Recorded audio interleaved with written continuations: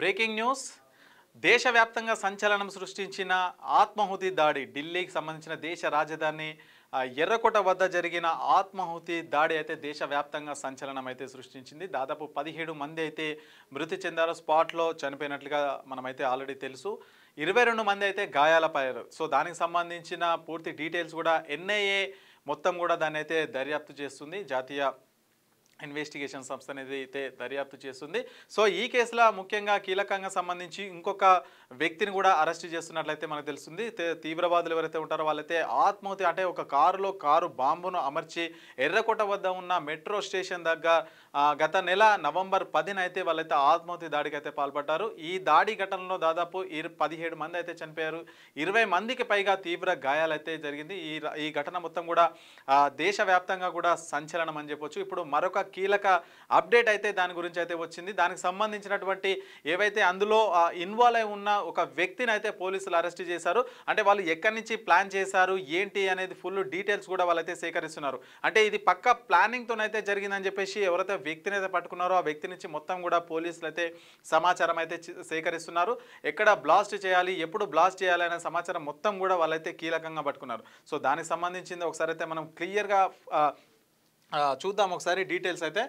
So Delhi ఎర్రకోట వద్ద November 10న జరిగిన కారు బాంబు దాడి కేసులో జాతీయ దర్యాప్తు సంస్థ దర్యాప్తును ముమ్మరం చేసింది. తాజాగా ఈ దాడికి పాల్పడిన సూసైడ్ బాంబర్ ఉమర్ ఉన్ నబీకి సన్నిహితుడైన మరో వ్యక్తిని సోమవారం శ్రీనగర్లో పోలీసులు అయితే అరెస్ట్ చేశారు. సో ఎవరైతే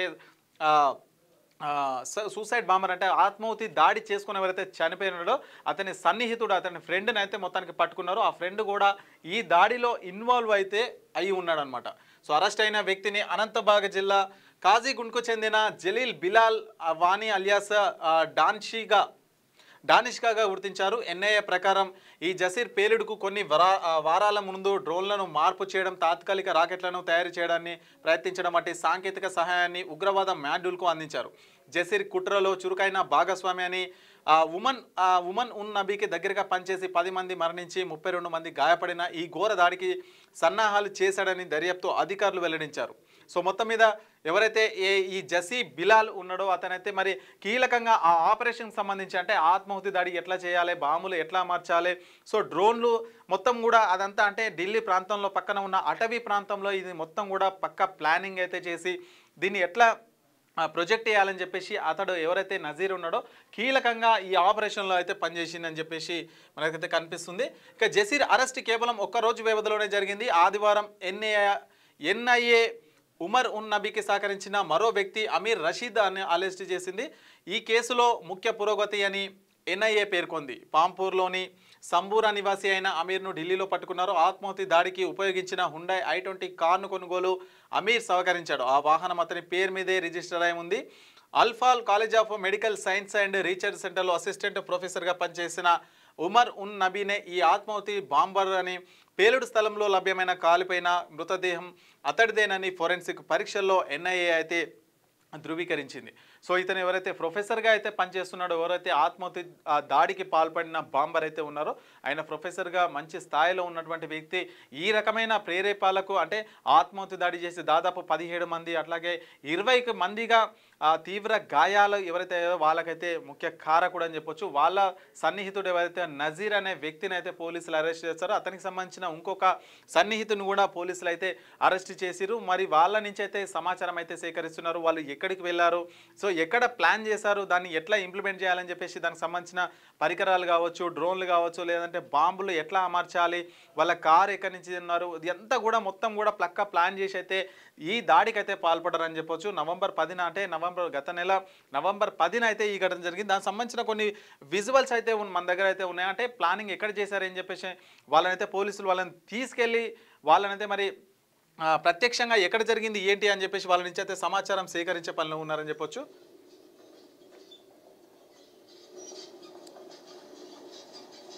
సో ఆ నజీర్ అనే వ్యక్తిని అయితే అక్కడికి తీసుకెళ్ళాలంటే వాళ్ళు ఎక్కడైతే ఘటనా స్థలానికి ప్లాన్ అయితే చేసిరో అంటే ఆ ఆత్మాహుతి దాడికి ప్లాన్ చేసిరో అక్కడ మొత్తం కూడా సో వాళ్ళందరూ దానికి సంబంధించిన వస్తువులు ఏవైతే బాంబులకు సంబంధించిన వస్తువులు ఉంటాయో అవన్నీ కూడా అక్కడైతే వాళ్ళైతే సేకరిస్తున్నారు.